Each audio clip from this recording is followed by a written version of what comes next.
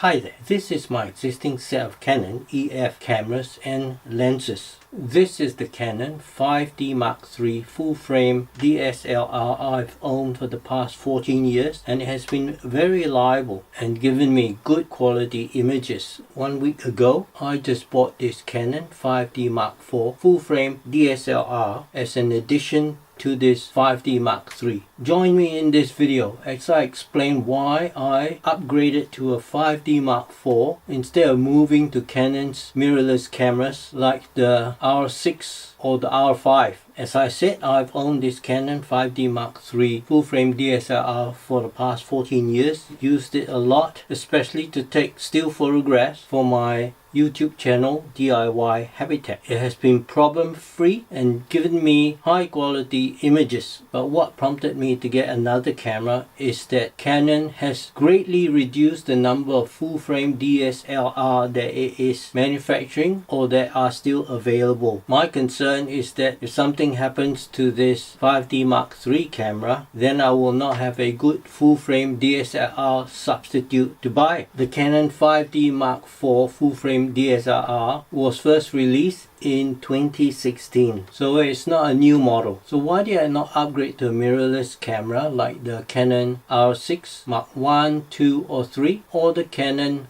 R5 Mark I or II? There are 4 reasons. The first reason is that I have a reasonable collection of Canon EF mount lenses. Here I have a Kenko TelePlus Pro 300 1.4 times teleconverter. And here I have a Kenko TelePlus Pro 300 2 times teleconverter. This is a Canon EF 50mm f2.5 compact macro lens, and it has been my workhorse especially for still photographs for my YouTube channel. But more recently there's a problem with it. I'll explain later. Here I have a Canon EF 85mm f1.8 lens. Here I have a Canon EF 16 to 35mm L Series 2 USM lens. Here I have a Canon EF 100mm macro LRS USM lens. Here I have a Canon EF 70 to 200 f2.8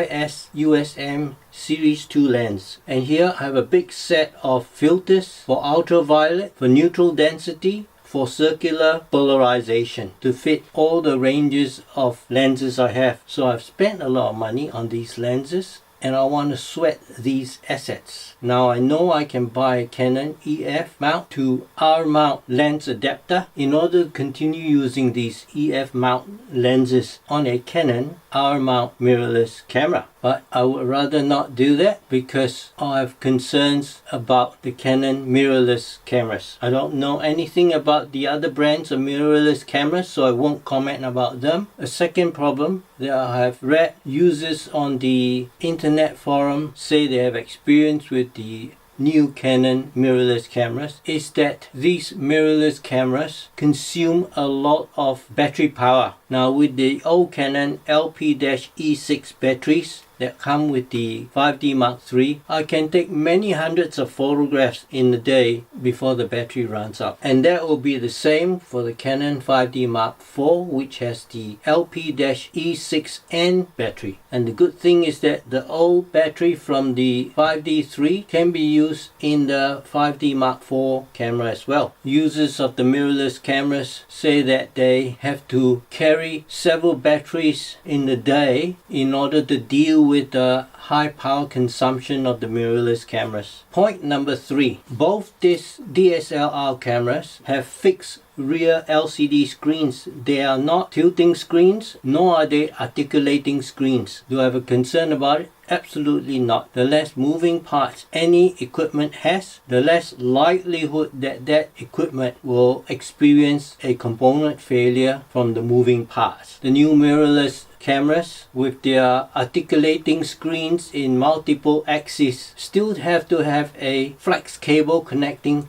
the screen into the camera body through its pivot points. Now earlier I mentioned that this Canon EF 50mm f2.5 lens has a problem. In the recent weeks, I've experienced the problem where this lens, when I press shutter, when mounted on this 5D Mark III body, it gives an error 01, which means that there is a electrical connection problem between the lens and the camera body. So what I did was, with the lens mounted to the camera body, I set on the camera body the aperture to f32, the smallest aperture, and then I use the depth of field preview button on the camera body and I press it to get the aperture blades to close down to f32. Now, in that series of tests, sometimes it could close, sometimes it couldn't close, and sometimes when it closed and I release the depth of field preview button, the aperture blades remain closed. There are several possibilities of problems with that. I have already cleaned the electrical contacts on the rear of the lens and on the camera body. So it is not that. There are three possibilities for this error. One is that the aperture blades are jamming because perhaps they are dirty or oily. Secondly, the aperture blades could be jamming because the flex cable inside is,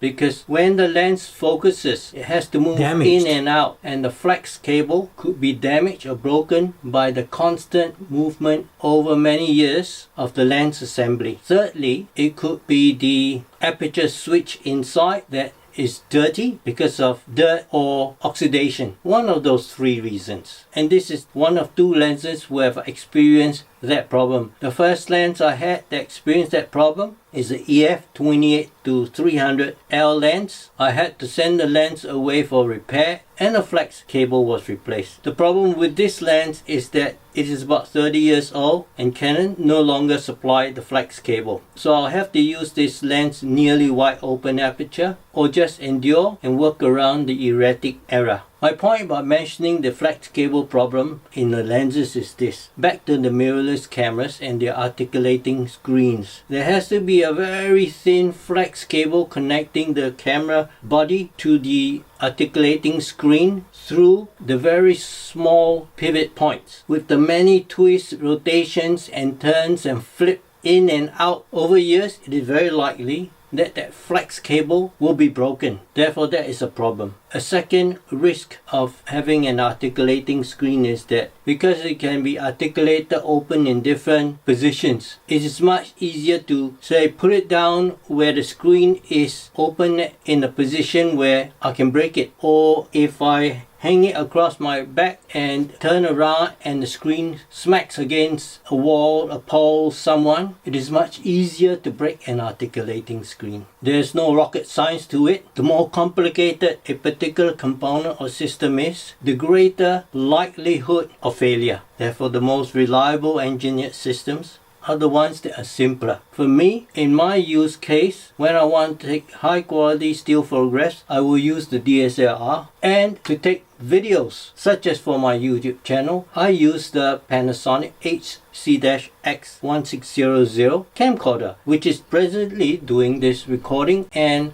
I've got a link to a review of that camcorder, and it does a great job for me, that Panasonic camcorder. So I've separated the photography work from the video work with separate pieces of equipment, and most times it's useful to have separate pieces of equipment because of setting up things. Fourth and lastly, mirrorless cameras do not have an optical viewfinder. Both these DSLRs have a viewfinder on the back, and I love it. Apparently, the EVFs, or the electronic viewfinders on the mirrorless cameras, consume a lot of power, and so some users work around to that high power drain is to not use the electronic viewfinder and rely solely on the LCD rear screen. Well, that is something that is their workaround to a problem. I'm not saying that mirrorless cameras with the articulating screens are irrelevant, not at all. It really depends on a particular content creator's use case. For a video blogger or videographer, having a articulating screen may be absolutely necessary because of how they use the camera. Low down, high up, pointing at themselves, which with DSLRs is near impossible. So these are my personal reasons for opting to go from a 5D Mark III to a 5D Mark IV. and my reasons will not suit everyone. But I thought I'd just create this video so that someone in a similar situation who may have similar use case like me may benefit from the considerations I have had in my selection process. In any case, most of all,